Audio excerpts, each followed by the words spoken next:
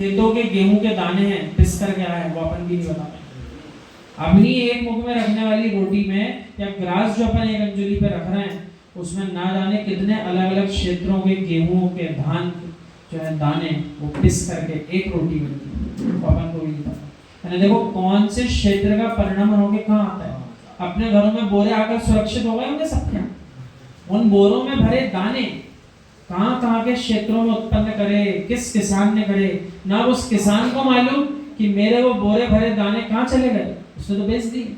और जिसके पास आए उसको भी नहीं मालूम किस किसान ने उगाए थे, किस क्षेत्र से आए थे। यही तो है द्रव्य क्षेत्र काल भाव, द्रव्य क्षेत्र काल भाव भव, ये 5 परावर्तन लगातार चालू। इसका अर्थ क्या हुआ, इसी पर्याय में अपन ने ना जाने कितने क्षेत्रों के धान का भोग कर लिया। तो अब सोचो अनंत पर्यायों में अगर आगम कह रहा है ऐसी कोई द्रव्य नहीं बची, ऐसा कोई भोग का साधन नहीं बचा जिसे इस जीव आत्मा ने भोगा ना हो पर्याय में, तो गलत बोला है क्या। एक ही पर्याय में हिसाब किताब लगाओ, कितने बोरे आज तक लाकर रख लिए घर में, उन बोरों को इकट्ठा कर लो तो घर छोटा पड़ जाएगा, भले कितनी मंजिल का हो, कितना सारा अनाज आएगा। हाँ, अब वो सब इतनी अनंत पर्यायों का कहाँ गया, अनंत पर्यायों का कितने क्षेत्रों का आया। इसके घर का गेहूं भी नहीं था और ये बाबूजी कह रहे हैं स्वामी जी मेरे घर का हार पानी शुद्ध है। संसार की लीला देखो, बेचारा किसान कभी एक ग्रास मुनिराज के हाथ पर नहीं दे पाता, कुआं कभी पानी नहीं पिलाता, जबकि सब कुछ उनका ही होता है। सत्य है उत्पत्ति कोई करे और फल पुण्यात्मा ही भोगता है। उसने द्रव्य कमाया, किसान से खरीद लिया, अब उसका दान कर रहा है, किसान तो बेचारा दूर से बैठ के नहीं आ रहा, उसे तो पता ही नहीं।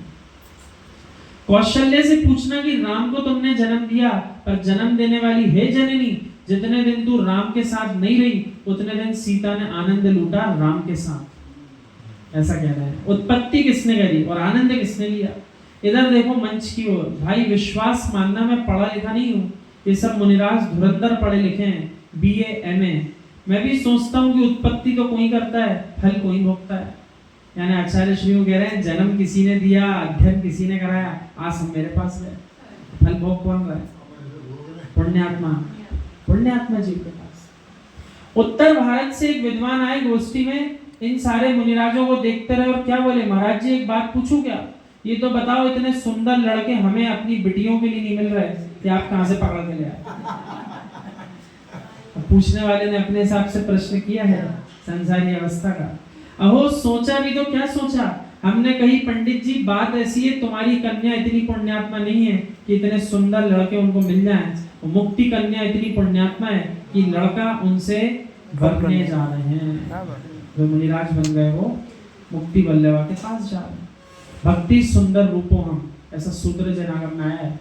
यानी आप कोई सेंट क्रीम पाउडर मत लगाओ, जिनेन्द्र प्रभु की देवशास गुरु की सुंदर से सुंदर भक्ति करो। भक्ति सुंदर रूपों हम, जिनेन्द्र प्रभु की भक्ति करने से अपने आप सुंदर शरीर की प्राप्ति होती है, वाणी भी सुंदर होती है, भोजन भी सुंदर मिलता है, और तो और जितने निमित्त जीवों के भी मिलते हैं वो भी पुण्यात्माओं के मिलते हैं। और जितना पाप कमाया या कमा के लाए उतना ही बुरा संयोग मिलेगा पाप का। मित्र ध्यान रखना, बुंदेलखंडी मत छोड़ देना, कहीं भी चले जाओ। भारत के भगवान महावीर स्वामी का अर्थशास्त्र मत छोड़ देना, सामाजिक शास्त्र भी मत छोड़ देना। राष्ट्र के वित्त मंत्री को एक कमंडलू भेज दो और उनसे कहना भाई देश के वित्त का संचालन करना चाहते हो तो दिगंबर मुनि के कमंडलू की तरह करो, वो कमंडलू भी सीख देता है नीति। भरो सो बड़े स्थान से और निकालो सो छोटी सी टोटी से। तो कह रहे हैं वित्त मंत्री को भी कमंडलू दे आना। जब पानी भरा जाता है तो बड़े मुख से भरते हैं और निकालने का समय आता है तो टोटी छोटी है। हे मित्र, यदि आपको देश की अर्थव्यवस्था को ठीक करना है तो आय बड़े मुख से होना चाहिए और व्यय छोटे मुख से होना चाहिए। यही तो है अर्थशास्त्र, धर्मशास्त्र। अवधर्मात्माओं और पुण्यात्माओं, ज्ञानी पुण्य का संचय कमंडल के बड़े मुख से करना चाहिए और पुण्य का व्यय टोटी से निकालना चाहिए। किससे निकालो? पुण्य बढ़ेगा कैसे? तीव्र गति से पुण्य बढ़ाना हो, अनंत अवस्था प्राप्त करना हो, तो जो छोटे छोटे पुण्य के अवसर आ रहे हैं उनको भी भोगने के लिए विचार मत करो कि देखो पुण्य का उदय तो है हमारा, तो भोग ले तो क्या दिक्कत है। भोगा और पूरे पुण्य को नाश किया। भोगा नाश किया, अब नया क्या बांधा, अच्छे भाव रखे होंगे तो उतना ही पुण्य और बांध लिया, और कदाचित बुरे भाव हो गए, मद में चले गए, कषाय में उतर गए तो और नुकसान हो गया, पाप कमा लिया आगे। क्या करा, लाए तो थे पुण्य लेकिन उसको तो करा स्वाहा, और नया बांध के पोटली क्या चले, नया बांध लिया पाप। तो अच्छा किया कि बुरा किया। तो उस पुण्य प्रगति को जो उदय में भी आ रही हो तो भोगने का विचार मत करो, भोगने का काल आने पर भी यूं विचार करो इसको भोगना नहीं है मुझे, ये भी सुरक्षित हो जाए तो हो जाए, भविष्य में ये सारा पुण्य इकट्ठा होके पुण्य फलारी हंता अनंत पद की प्राप्ति करा दे, ऐसा पुण्य इकट्ठा हो, ऐसा विचार करो। अब देखो ना, पर्युषण पर्व आएंगे, अपन एक दिन 10 धर्मों में से आकिंचन की बात भी करते हैं, तो 10 बहिरंग परिग्रह होते हैं, कम से कम ऐसे ही विचार कर लो 10 के 10 नहीं छूट रहे, 10 में से कोई एक का छोड़ा भी नहीं हमेशा के लिए, कोई 2 छोड़े कि नहीं छोड़े, सबसे सरल बताएं, सोना चांदी, लेकिन वो भी नहीं छूटे, है ना, बर्तन नहीं छोड़ पाओगे, वस्त्र नहीं छोड़ पाओगे, सेवक सेविका छोड़ दो वो भी सरल है, हम किसी से अपनी सेवा नहीं कराएंगे, अपना काम स्वयं करेंगे तो जीव हिंसा भी नहीं होगी, क्योंकि जितने अपन उन 10 परिग्रह में से सेवक और सेविका होते हैं कि नहीं होते हैं, दास और दासी, वो भी 10 परिग्रह में से 2 हैं, जितने दास और दासी रखे हैं वो भी जितना पाप करेंगे अपने काम करने में, उसका पाप का बंद अपन को भी होगा कि नहीं होगा। क्या उनको पैसे दिए तो पाप भी नहीं करा, हमने तो आपको दे दिए ना इस महीने के, ऐसा नहीं है, आपने रखा है तो आपका परिग्रह है जितने दासी और दास हो।